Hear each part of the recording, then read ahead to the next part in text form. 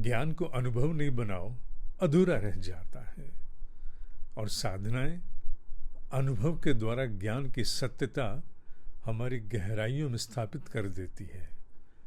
प्रतिदिन मेरे साथ 358 ब्रह्ममुहूर्त ध्यान।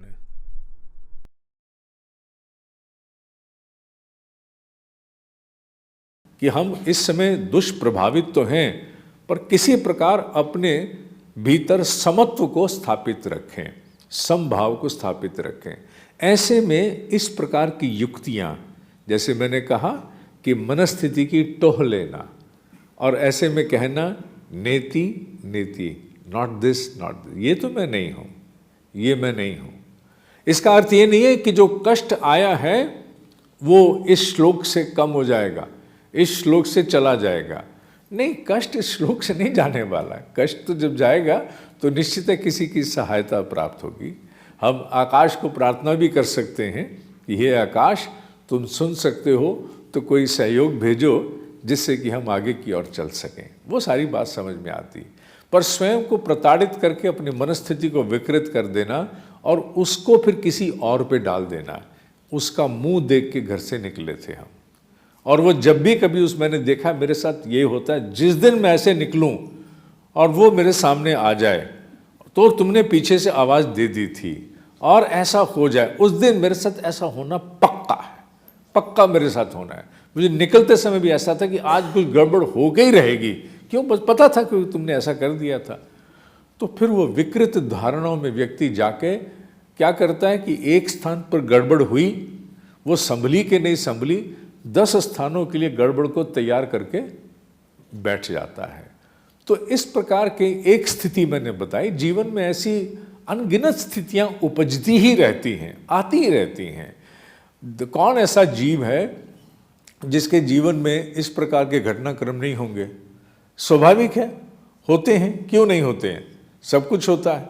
मैंने अभी लड़कियों को उदाहरण दिया जो अभी आई थी, जिन्होंने ये सारा इस बार मेरी वेशभूषा, मेरे बैठने का तरीका इत्यादि सब ये पॉडकास्ट संजोया।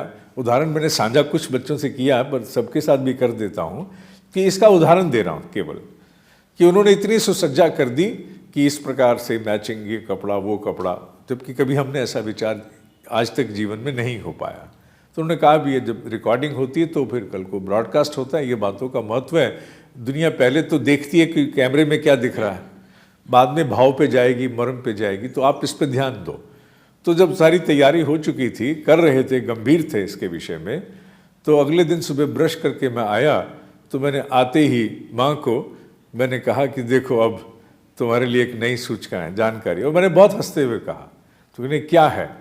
मेरा एक दांत पहले से नहीं था, मैंने कहा ये रहा दूसरा, ये भी गया। उसकी हथेली पे दूसरा दांत भी मैंने रख दिया।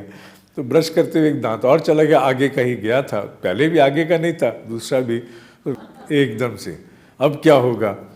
और यही बात जो है मेरी, उसने फ़ोटो लेके, पता नहीं फ़ोटो साझी की नहीं उन लड़कियों की टीम को, पर उनको बताया गया कि 2 दांत गायब हो गए एक की जगह। तुम कर लो पॉडकास्ट की तैयारी, तुम बना लो बैनर, कर लो कपड़ों की मैचिंग, 2 दांत ही तुम्हारे नहीं है इनके।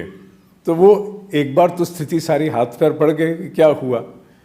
और अब दांत तो चला गया, अब गया तो गया, मैं क्या करूं, मैंने जाके तोड़ा है, अब वो टूट गया। अब आयु जब होती, शरीर क्षय हो रहा है, तो वो दांत था, वो ब्रश ने कहा कि चल धक्का चल दे, वो चला गया। तो ना व्हाट कैन बी डन, तो आपको परसों तो जाना है आपको, तो मैं परसों जाना है तो क्या हो गया। तो मैंने कहा कि पर एक चीज़ है इसमें, क्या, मैंने कहा जो गया है ना वो तो दिखेगा खाली एरिया आगे से दिखेगा, पर जो पुराने वाला नकली दांत है वो अभी भी फिट हो रहा है। तो क्या वो और ज़्यादा परेशान हो गए कि आपको तो कुछ समझ ही नहीं आ रही, ये कैसे दिखेगा ये। खैर, अब स्थिति तो हाथ से जा चुकी थी, छोटा सा घटनाक्रम है।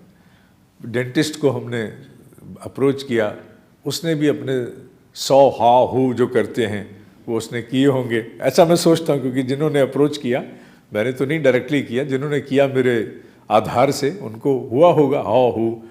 फिर उसके बाद कुछ तय हुआ, मुझे भेजा गया, 24 घंटे में मुझे 2 खरगोश के दांत मिल गए।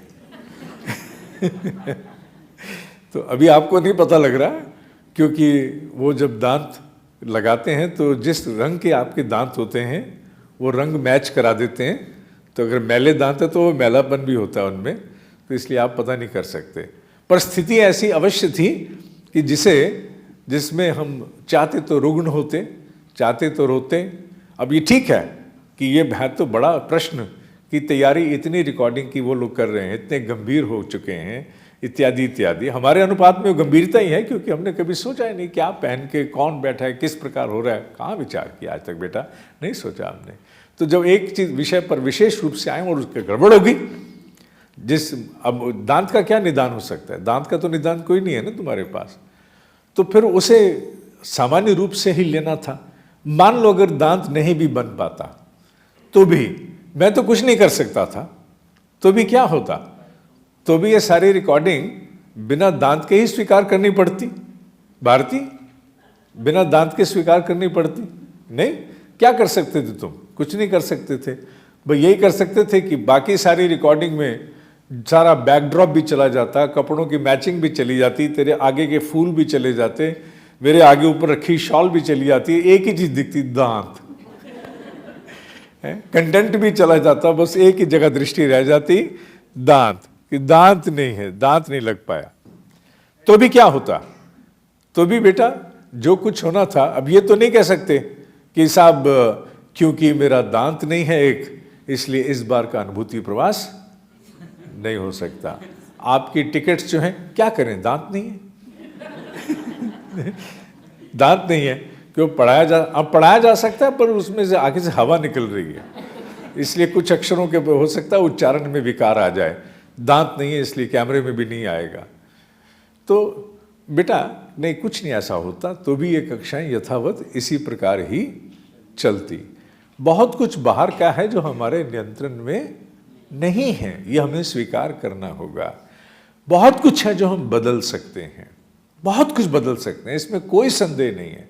पर बहुत कुछ है जो हमारा नियंत्रण नहीं है उस पर, जिस पर नियंत्रण नहीं है, बिल्कुल नहीं है, तो उसे स्वीकार कर लेना भी एक बहुत बड़ी सामर्थ्य है, बहुत बड़ी शक्ति है।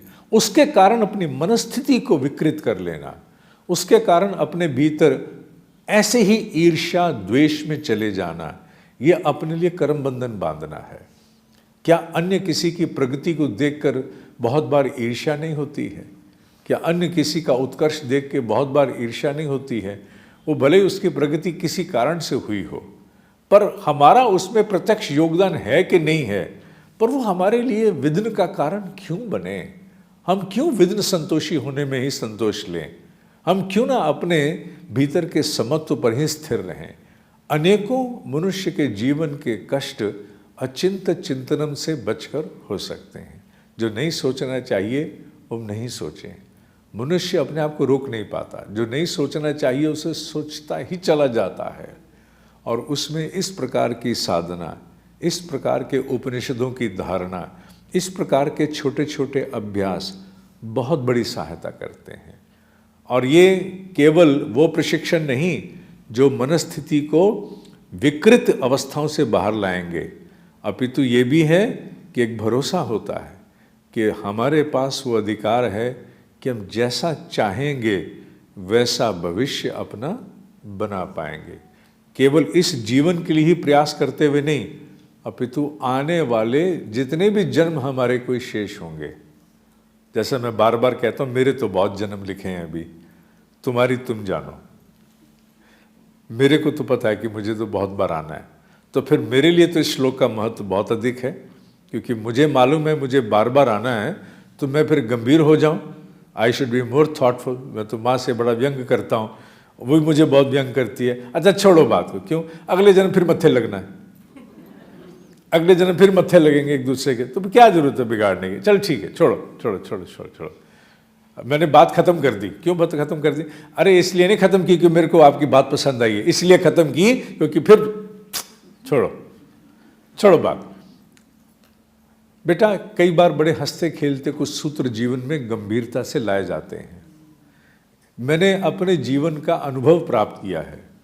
बहुत बार बहुत से विषय ऐसे होते हैं जो बड़े गौण होते हैं, उन गौण विषयों पर अगर हम मौन हो जाएं तो वो बीत जाते हैं, और उन्हीं गौण विषयों पर अगर जैसे ही हम मुखर हो जाएं, ठहर जाएं, तो वो छोटा सा विषय भी बहुत बड़ा आकार ले सकता है।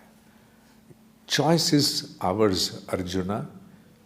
उसे गौण और मौन करते हुए आगे निकल जाएं, या उस राई का पहाड़ बना करके और फिर अपने सामने बहुत कुछ लाने की चेष्टा करें। याद रहना, सब कुछ हम नहीं बदल सकते, वी कैन नॉट, नहीं बदल सकते, हम कदापि नहीं बदल सकते। अपने निकटतम लोगों में ही नहीं बदल सकते, और दूर की बात क्या है, आप नहीं बदल पाओगे। कई बार दुनिया को समझाना सहज होता है, अपने निकटतम लोगों को समझाना कठिन होता है। बच्चों को समझाना बड़ा कठिन है, बहुत बार होता है। हजारों बच्चों को बाहर जाके हम प्रेरित करके समझा के आते हैं, और वहीं अपने ही बच्चे को समझाने में हम अक्षम और अपूर्ण रह जाते हैं। हमें समझ ही नहीं आता कि कल को यही मन में कहते दोहराते हैं कि कोई कल को यही कहेगा, दुनिया को तो समझाते सिखाते हो, अपने देखो तो मौन हो जाते हैं। क्यों? क्योंकि सब कुछ हमारे अधिकार में है भी नहीं, सब कुछ हमारे नियंत्रण में नहीं है। केवल दूर के नहीं, निकटतम में भी पूरा अधिकार हमारा नहीं। इसलिए अपने आप को व्यथित नहीं करना, पीड़ित नहीं करना। जो जितना बन पड़े उतना बड़ी सौम्यता से अपने मौन स्वरूप में करते हुए अग्रसर होना है। ये इस श्लोक का मर्म जीवन में अपनाकर हम आगे बढ़ेंगे। अपना जितना कल्याण है उतना हम करेंगे, औरों का भी बहुत सा कल्याण हमारे द्वारा संभव होगा।